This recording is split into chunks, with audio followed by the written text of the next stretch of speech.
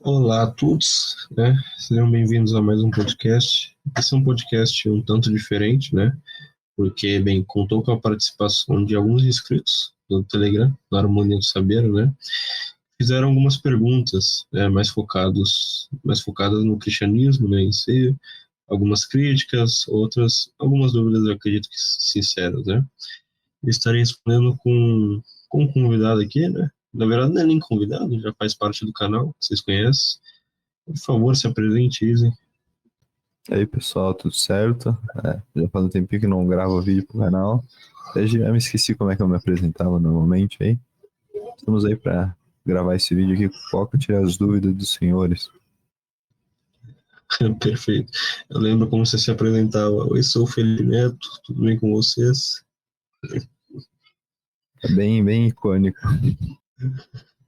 Enfim, vamos para as perguntas, né? Eu vou ver as perguntas aqui e eu vou ler o nome das pessoas, né, que perguntaram e respondendo aqui, né? Eu vou responder algumas coisas e o Isen vai comentar também por cima, vai dar umas respostas aí, né? Bem, vamos para a primeira pergunta, né? Fale sobre os genocídios do Antigo Testamento. Aí ele colocou em parênteses, né? Obadias, um Deus de amor infinito faria algo do tipo? Essa pergunta foi feita pelo Davi, né? Bem, é, o genocídio do Antigo Testamento, né? Bem, por que Deus faria, de certa forma, isso, levando em consideração que ele é o amor infinito? Porque é muito simples. Bem, o seu pai, vou pegar o seu pai como exemplo, ele vai te dar um castigo, necessariamente porque ele te deu um castigo para te educar ou para te colocar na reta.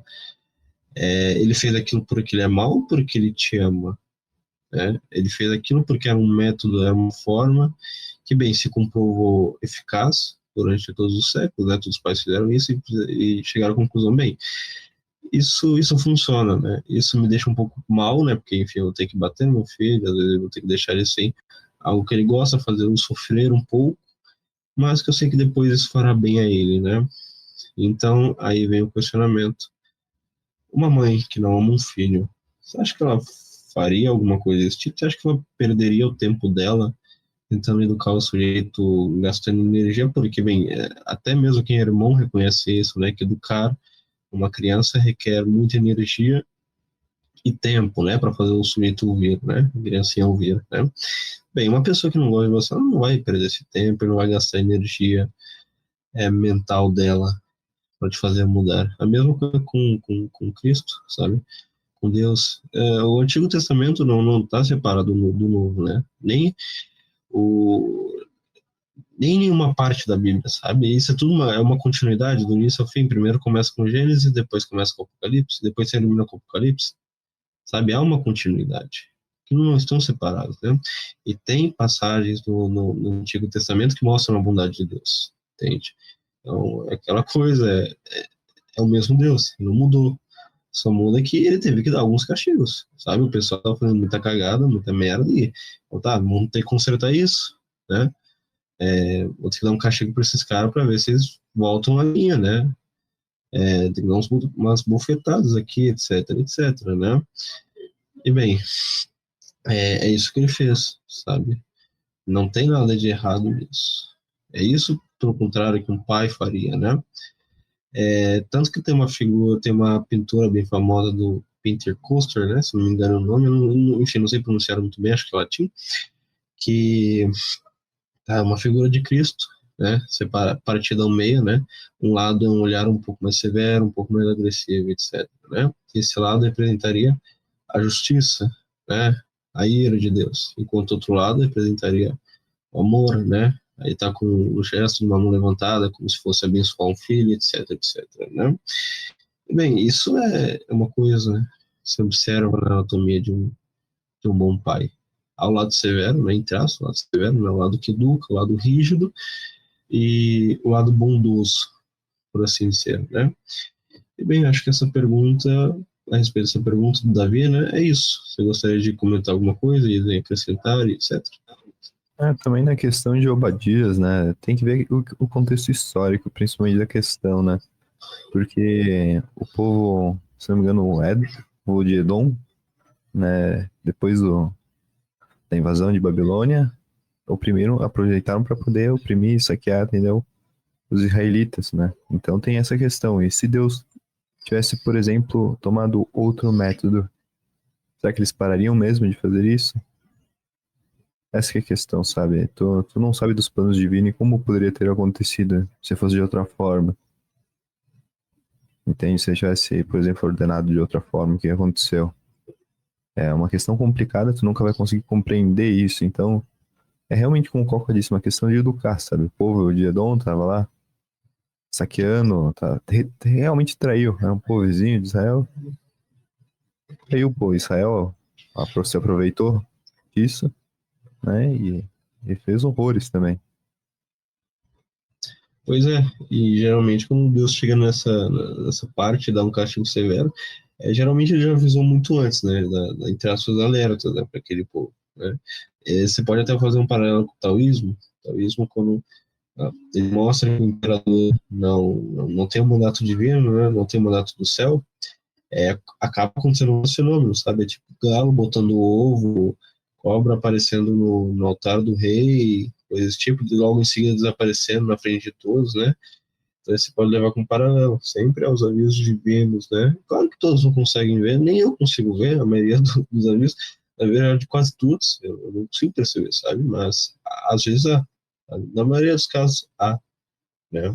Depois vir o castigo. O castigo é a fase final, assim, como que não funciona mais nada. Como no caso do pai também. Primeiro ele avisa e fala, não faça isso, aquilo, né? Depois que não tem jeito, é porrada mesmo. Enfim, acho que essa pergunta já foi Dá pra, respondida. por exemplo, fazer uma relação com a questão lá do Egito Antigo, né? Quantas vezes não foi avisado através dos profetas essa questão de que se não Moisés, né? Se o povo de Israel não fosse libertado, o que aconteceria? As pragas que seriam enviadas, quantas vezes não foi avisado antes de realmente acontecer isso? Pois é, pois é. Bem, é isso. A primeira pergunta já foi, né? A segunda do Ian. Fale sobre o lado esotérico da comunhão. A união que acontece com Jesus, o arquétipo de Saturno e Cronos, né? Bem, essa é uma pergunta um tanto complexa, mas eu estive pensando a respeito dessa questão esotérica da comunhão e eu cheguei a uma conclusão, né? Bem, mas vamos responder pela primeira parte mais fácil, né? Bem, é a união que acontece com Jesus e o arquétipo de Saturno e Cronos, né? Cronos foi o cara, né? Se não me engano, semideus, enfim, não lembro. Mas era um titã, também não lembro, enfim. Era um ser mitológico que comeu o próprio filho, né? Para que ele não tomasse o trono dele, né? Depois que cresceram. Só que um dos filhos escapou e esse um dos filhos era Zeus, né? Enfim, Cronos é conhecido por comer várias crianças, de forma literal. Ele devorava as crianças, né? E bem, eu não vejo muito paralelo isso com o cristianismo em si, né? As duas coisas são diferentes, até pela característica da morte de Deus, né? Deus não quis simplesmente crucificar Jesus, né? Para que não tomasse o trono, pelo contrário, ele quis fazer aquilo, né, para salvar a todos, e depois subir aos céus e sentar à direita dele, sabe? Não teve o ato de devorar, né? Mas eu entendo que tem uma outra questão que tem a ver com a comunhão, né? E qual a dissolução do eu, que teria esse arquétipo do Cristo, entre aspas, devorar a alma do indivíduo, né? Que já é uma questão complexa, porque levaria o eu na outra eternidade, né? O eu que seria devorado no pós-vida. E, bem, eu estive pensando bastante nisso, né? Eu falei até em áudio de 10 minutos a respeito disso, que eu não tenho uma conclusão final, sabe? Eu tenho algumas características que apontam que isso provavelmente não vai acontecer. Você vê alegações no Dante Alighieri, né, Divina Comédia, onde ele descreve, entre aspas, vários ciclos do céu, né, que lá estariam alguns intelectuais, os guerreiros, os profetas, etc, né? E, bem, se tem intelectuais, profetas, guerreiros, etc., é porque há uma identidade ali, sabe? Para classificar esses grupos, você tem que saber quem é quem, né? É algo meio óbvio, né? Você vê isso na Divina Comédia, você vê a questão das aparições dos santos, vê na questão do milagre, né? E você vê na questão material aqui da Terra também, né? Um sujeito católico, ele perde a identidade dele, quanto mais ele comunga, não exatamente. Você percebe o contrário, né? Claro que, de questões mais gerais, ele vai ser parecido com os cristãos. Eles compartilham da mesma religião, compartilham da mesma cosmovisão. Então, se você fizer perguntas genéricas, entre aspas, genéricas, né, no caso, quem criou o céu e a terra? É provável que, sei lá, 1 bilhão de pessoas tenham a mesma resposta. Aí, nesse caso, você pode falar, realmente, houve uma, entre aspas, dissolução, né? Mas não é necessariamente a dissolução do eu ali, né? Bem, você pode observar, né, que não há uma dissolução do eu conforme o sujeito comunga, entre aspas, se junta no corpo místico do Cristo, né? Com base nos santos. Você vê que há vários santos diferentes, com características, personalidade diferentes, etc, etc. É o Padre Pio, é o Santo Joana d'Arc, e isso, né, você vê contrastes absurdos entre eles, né? Claro que todos têm uma finalidade, de certa forma, mas são todos diferentes, sabe? Eles não se perderam ali, não tem um eu que sumiu. É. E você também vê isso na questão da vocação. Cada indivíduo tem uma vocação diferente, né? Claro que algumas se assemelham, mas aquilo em traços define o indivíduo, né? Bem, não é isso. Realmente o sujeito se funde ao corpo místico de Cristo, mas ele está junto, né? Se não me engano, tem uma frase que é juntos, fundidos, mas não confundidos, né? Estarão todos juntos, sim, no Logos, né? Até os estoicos enxergam essa questão do Logos, que controla as coisas, etc. Né? Que há união entre essas do pensamento, né? Com Logos, com o organizador das ideias da razão, etc. Né? Você pode levar também para essa questão, né? Mas bem, agora entrando para a questão esotérica da comunhão, né? Que aí já é um pouco mais complicada, porque você tem que, entre aspas, dar um contexto, né?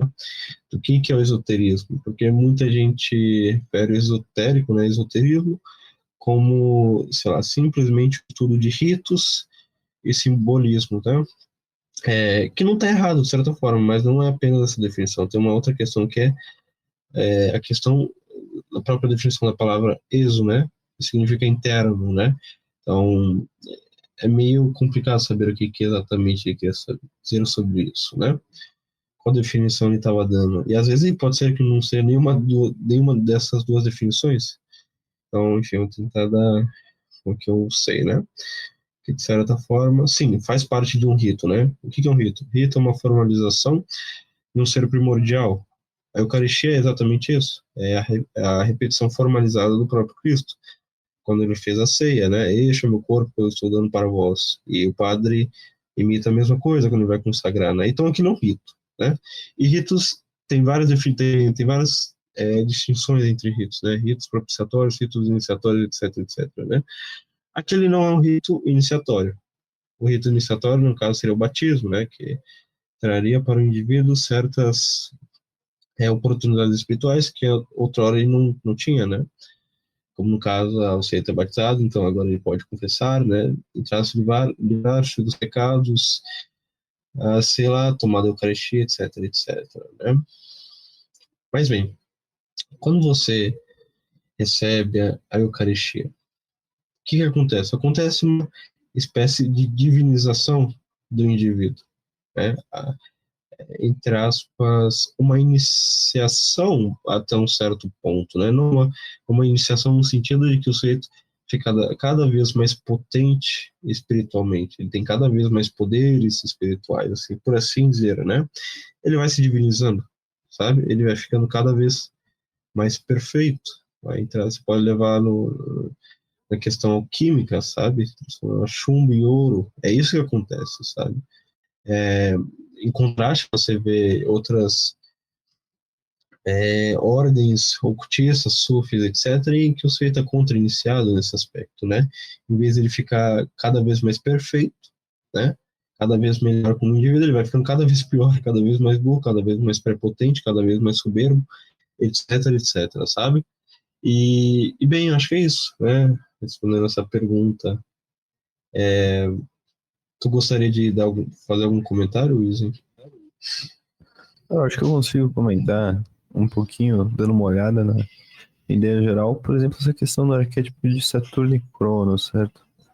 Lá embaixo também, no Futuramente, tem um cara que também falou de algo relacionado a isso, a questão do cubo, e principalmente uma das ideias, o pessoal que tenta usar, dizer que, na verdade, o cristianismo adora Saturno, muitas acusações se fundamentam no simbolismo, e um dos mais fortes argumentos é o do simbolismo da cruz, que é a cruz, enfim, caso pegue um cubo, abra ele, vai dar um formato de uma cruz. Só que isso, sinceramente, faz muito pouco sentido, cara, porque se tu pega, por exemplo, a cruz ortodoxa, que é tão antiga contra a católica, aí, cara, daí não vira um cubo, certo?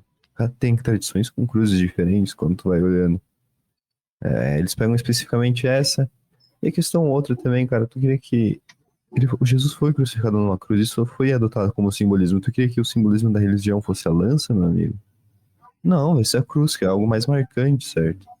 Ele morreu na cruz, não na lança. Não de outra questão. Esse argumento, principalmente de simbolismo, tu vai vendo. Não estudei tanto sobre isso, mas tem principalmente essa questão simbólica que tento argumentar. Não faz tanto sentido quando tu analisa mais a fundo. Caso tu abranja, tu deixe o argumento muito aberto, na verdade, fica fácil de defender o argumento, mas quando tu olha minuciosamente para ele, assim, fica sem sentido.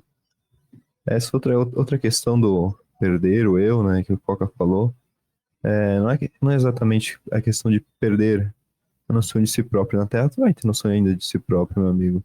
Inclusive quando tu morrer, a tua posição, por exemplo, como na Divina Comédia, a tua posição, por assim dizer, no céu, vai ser com base nos teus feitos na Terra. Os teus louros vão ser maiores conforme o que tu viveu na Terra. A coisa, essencialmente, que tu não perde, mas tu melhora, vai ser a sua vontade, que no céu vai estar completamente unida com a vontade divina, consequentemente com o que é bom. Não é a perda de si próprio, é o aprimoramento de si próprio, o aprimoramento dessa busca pelo que é essencialmente bom e verdadeiro. É a união da vontade com o Cristo, da vontade divina. Você vai se unir com essa vontade. Enfim.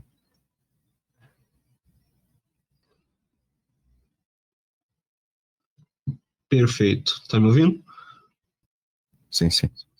Ah, beleza, né? E realmente, né, tem essa questão do simbolismo que, primeiro que o indivíduo que fala isso, né, ele faz entre uma analogia entre os símbolos.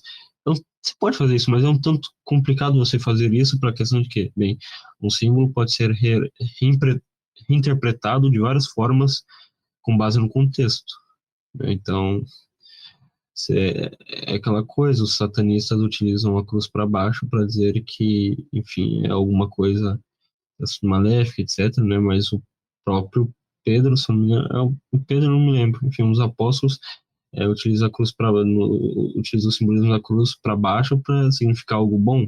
Então, tem que levar em consideração o contexto da época, né? Para fazer essa interpretação do símbolo, né? Mas são mesmo os feitos que façam essas alegações, saibam disso, fazem de uma maneira, traços maliciosa, né? Mas, enfim. E essa questão do eu, não fique tão preocupado, né? Na verdade, você deve ficar preocupado, mas é, tem em consideração que uma coisa, né? Bem, não tem como garantir que você vai perder o seu eu, sabe? Como que você vai garantir isso? Né? Você pode criar suposições mirabolantes, teorias absurdas, que falar, ah, caramba, olha isso, aquilo. Eu tive uma experiência de quase morte, e etc., né? E eu vi determinadas coisas, eu vi o esquecimento, e etc. Eu vi um looping, né? De pessoas que estavam sendo esquecidas e heróis, etc, etc. E aí é meio complicado, porque o que é uma experiência pós-morte? Eu não sei. Eu, sinceramente, eu tenho algumas teorias de que, bem, essa experiência quase morte, né, o que você vê nessa experiência, é baseada no seu vocabulário simbólico, por assim dizer, no seu repertório simbólico, né? Então, isso seria, de certa forma, muito pessoal para cada indivíduo. E levando isso em consideração, você não pode basear a sua vida simplesmente nessa experiência que você teve. Você teria que pegar características de várias experiências quase mortes e tirar uma, entre aspas, uma moda, não uma média, levando em conceito matemático, né? Você pega várias coisas e você pega vários objetos e compara eles e aí você tira algumas relações desses objetos, né? Isso que você teria que fazer, né? E bem, onde você encontra isso? Você encontra esses relatos na vida das pessoas católicas, sabe? Há uma semelhança ali de experiências quase mortes, há algumas semelhanças, entende? Então é isso, né? E há também tem uma questão, né? Uma ideia de uma, uma subserviência demasiada ao Cristo, né? Uma subserviência humilhante, por assim dizer. Bem, há uma questão de subserviência, mas não é apenas isso, sabe? Você não vai ser o escravo, por assim dizer, né? O próprio Cristo diz que até um certo ponto não serve, sabe? É, bem, então não tem receio disso, sabe? O próprio disse, vós sois Deus, todos filhos do Altíssimo, etc, né? É, então ele nos ama, sabe? Não vai nos subjugar, né? Etc. Não fique com medo disso. Mas, se você estiver em dúvida ainda, fale com ele, uai. Sabe, ele tá aí te ouvindo. Sei lá, fala alguma coisa. Às vezes você quer provocar, eu não recomendo, mas você pode fazer assim, tá, você me ama mesmo? Você faz isso, aquilo, então me mostre. Mostre um ato desse amor. Eu gostaria de ver de forma clara e escancarada, porque eu sou burro, eu não vejo, eu não entendo sinais. Eu já fiz umas orações desse tipo, sabe? Então, enfim, tenta isso. Se não responder nada, bem, paciência, sabe? Mas tem esse espírito, tem traço científico. Vá lá, faça o teste. Converse com ele. Converse de forma aberta, como se estivesse conversando com um amigo teu. Seu caro, claro, com mais respeito, porque ele é um Deus, não é propriamente seu amigo, né?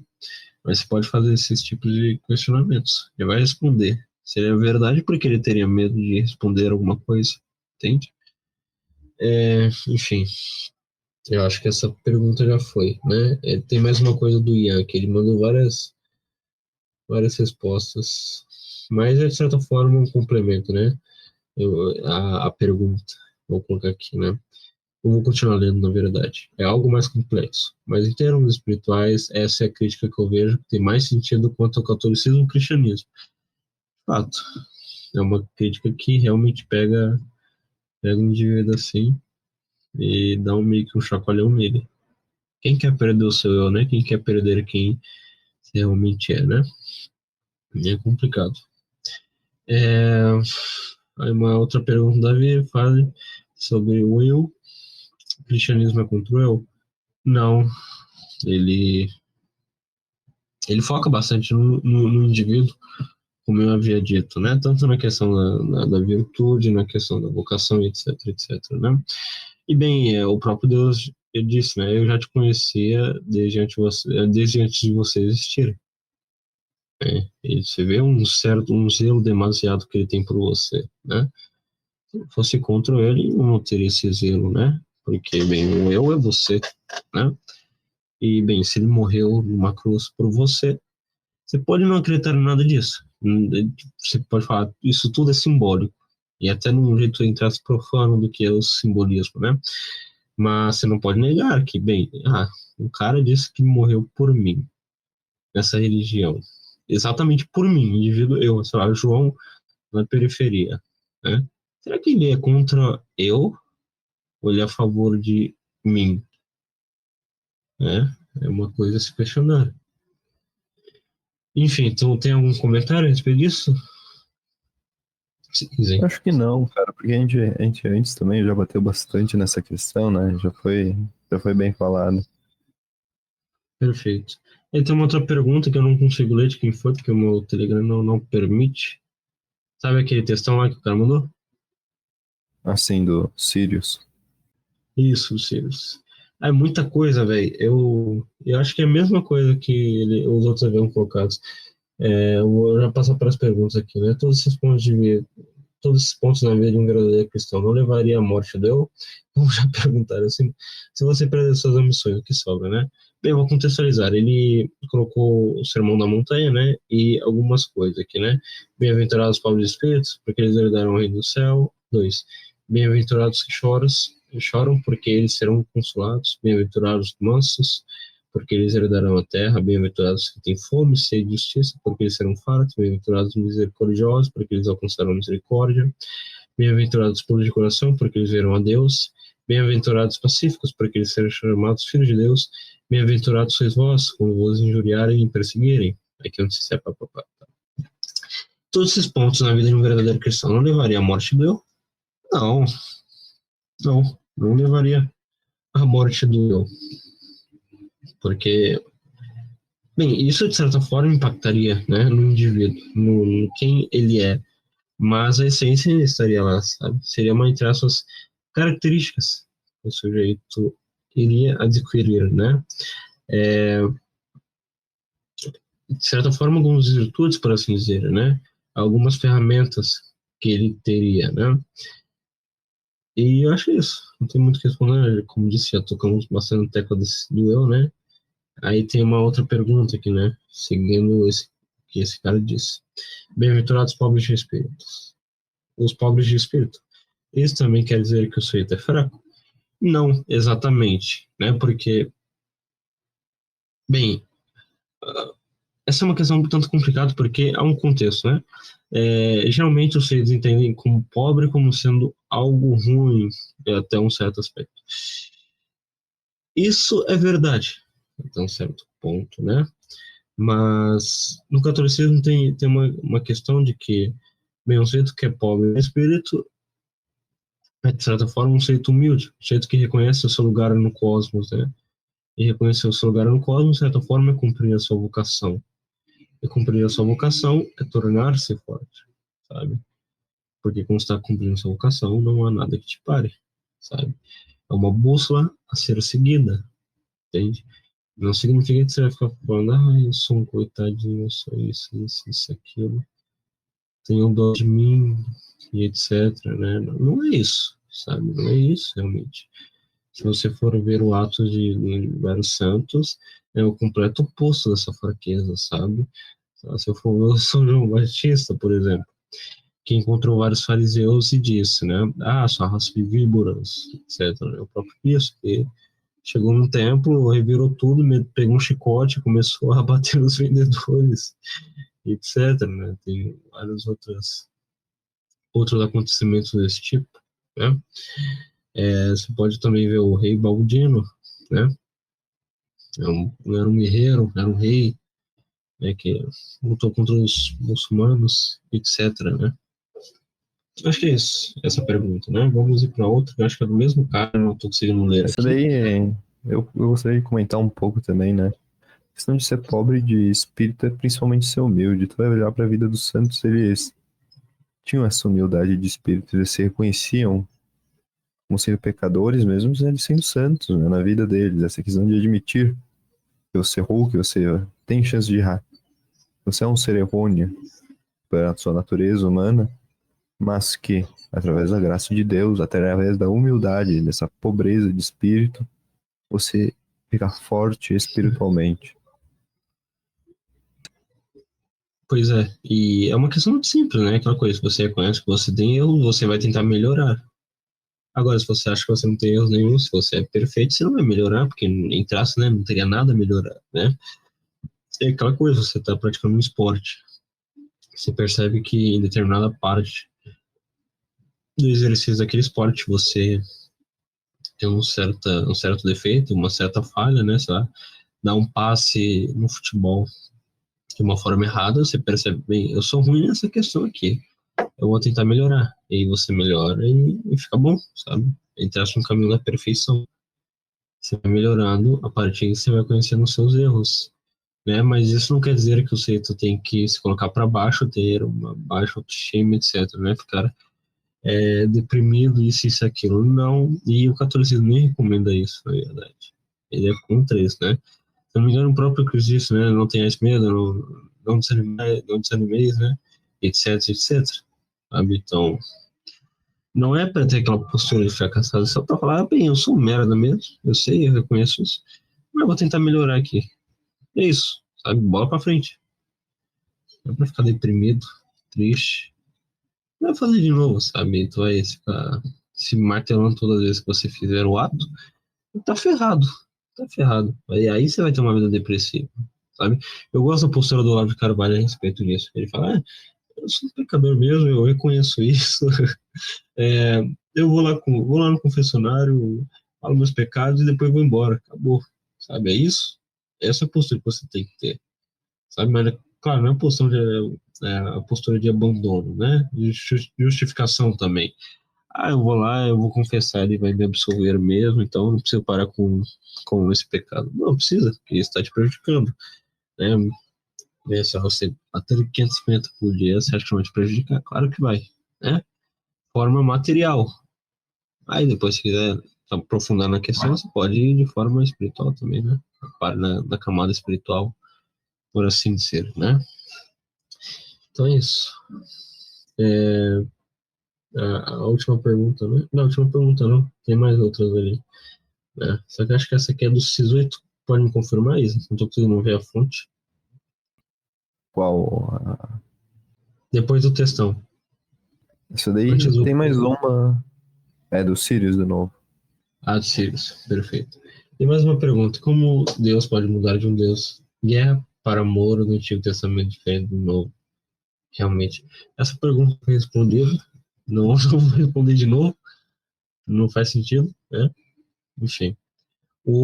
Aí tem uma outra questão do Isso guepardo. daí também, Oi? se eu pudesse comentar nisso daí também, a questão é que no Novo Testamento começa com o nascimento de Cristo. E como a igreja normalmente é costume, o nascimento de Cristo já é a salvação do homem. Por exemplo, através do nascimento de Cristo que vem a salvação do homem, porque quando ele nasceu, ele já estava fadado à crucificação. Então, portanto, desde ali já se salvou o homem, já se, como eu posso dizer, já se perdoou os pecados do homem através da crucificação, de certa forma, dizendo. Antes mesmo de acontecer, o homem já recebeu esse perdão.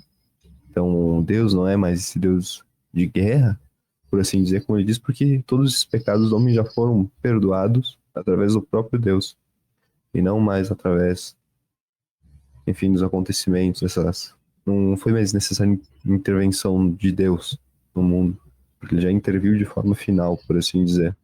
Óbvio, depois disso, só no fim dos tempos.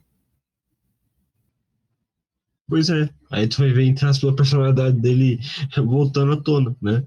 Mas não é que é a personalidade dele voltando à tona, é quem ele é, simplesmente, né? Tá.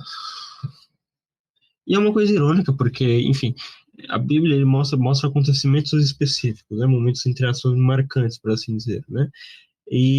Bem, esse cara tão que Deus age todos os dias, sabe?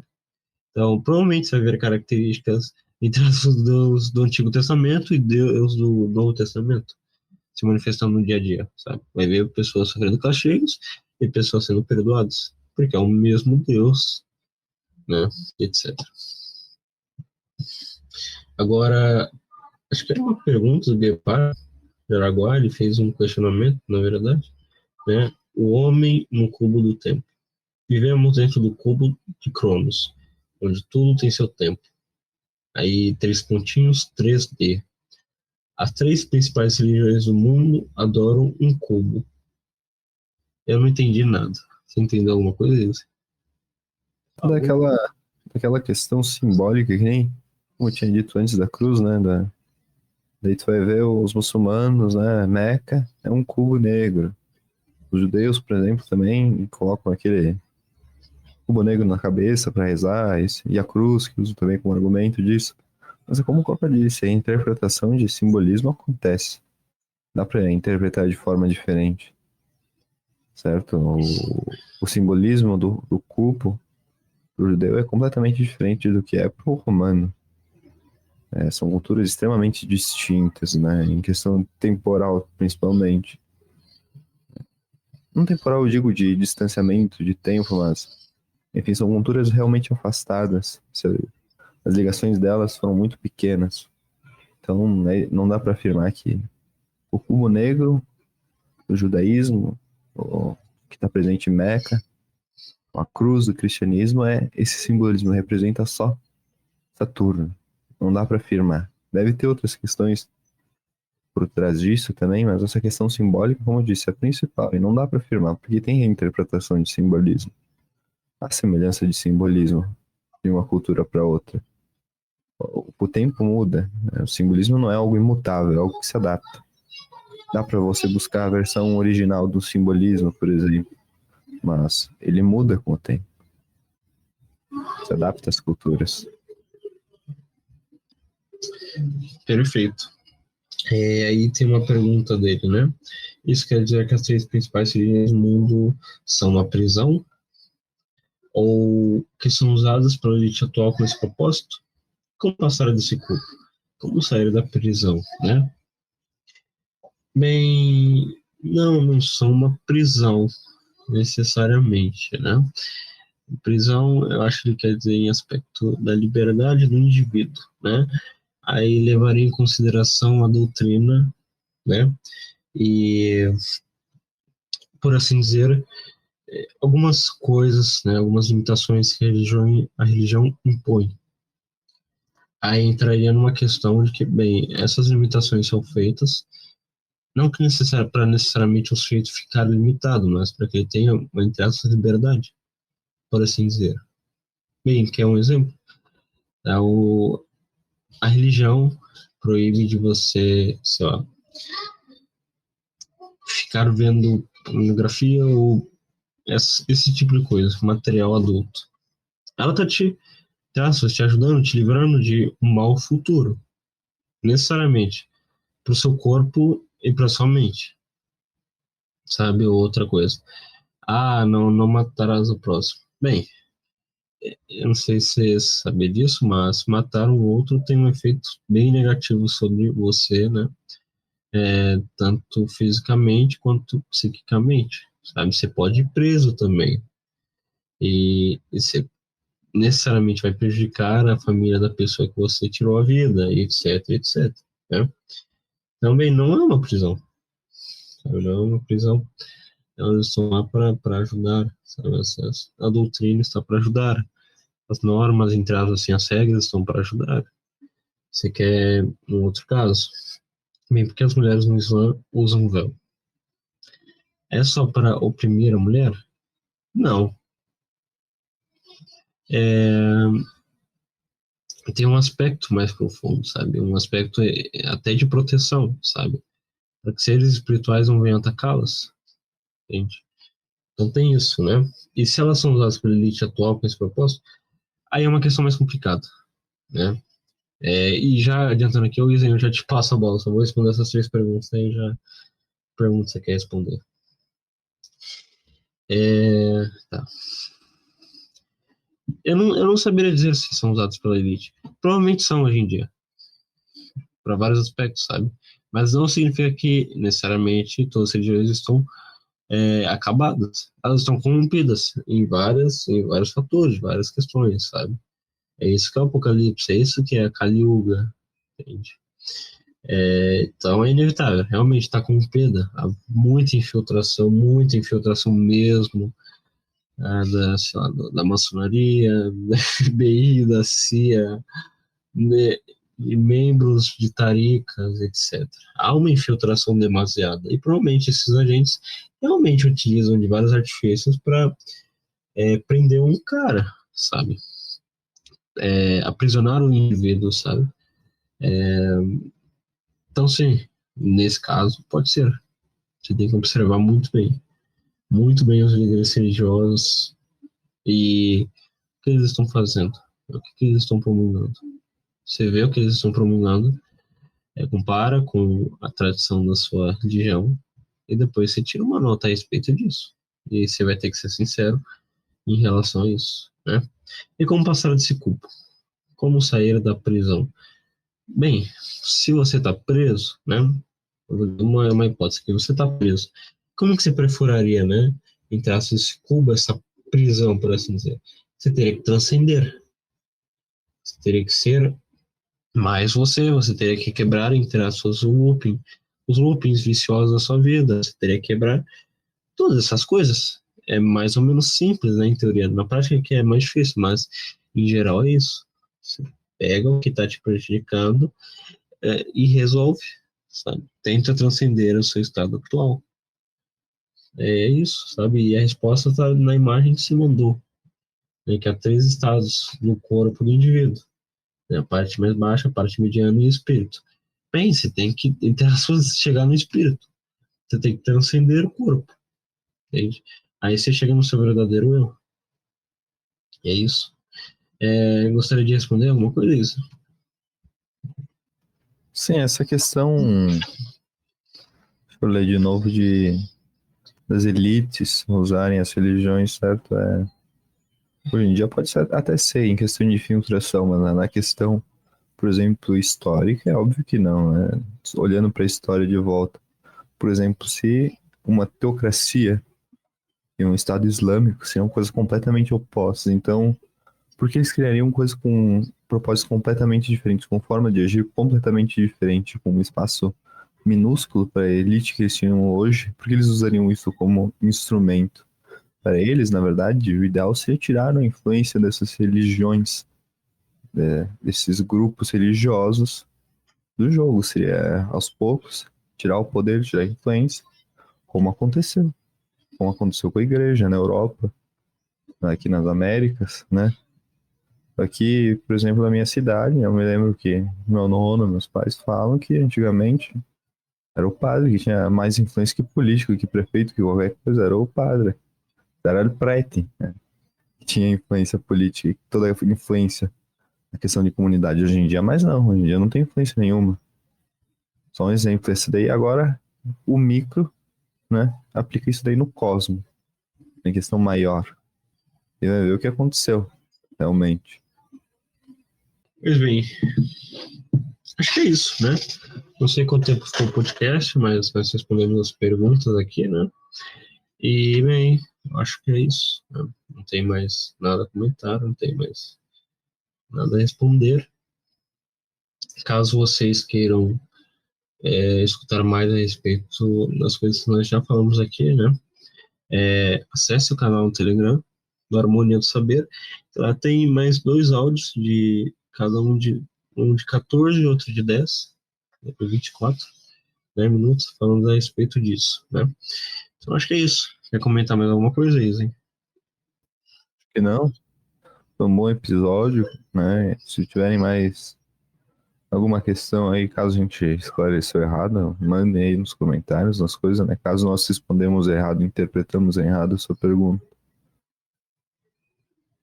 Perfeito. Então é isso. Valeu, pessoal, por terem escutado mais um podcast e até a próxima. Valeu!